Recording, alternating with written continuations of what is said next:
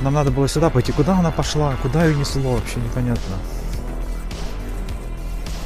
Ну, вот так, друзья, видите, кладбище такое обильно, деревьями посаженное. Интересные мемориалы. Вот снегом засыпан, вообще прикольный мемориал. Такой, не из дешевых. Видите, лицо, глаза только из-под снега виднеются. Ну, так выглядит жутковато на самом деле. Глаза такие из снега. Ну да, кстати. Жутковато реально. Мы еще пойдем потом. Никогда не ходила по кладбищу в снегу. Как? Никогда не ходила по кладбищу в снегу. Ну да. На свету. Вот там костел, скоро пойдем в него. Вот мне этот издалека показался симпатичный мемориал. Вот этот. Ну такое себе. Неплохое, конечно, но не военное. Красивенько, по-моему. Да, военное кладбище такое, да, более. Что? Военное кладбище более было интересным.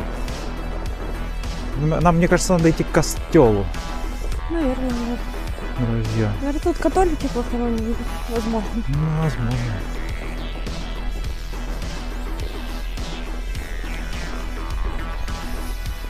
Холодно сегодня, друзья, очень сильно. Прямо как никогда.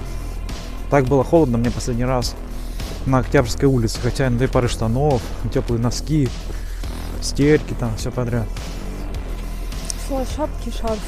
Да.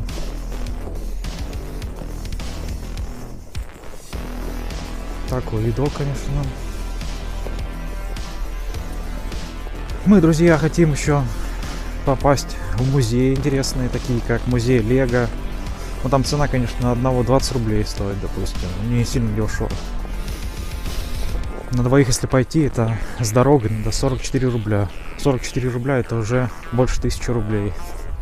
На русские деньги, если переводить на российские. О, это какой-то тоже интересный мемориал, смотрите какой. Картинка как будто. Да. Пойдемте. Ой, блин.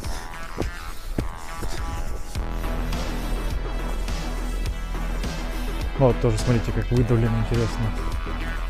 Видите, сидит кто-то, думает.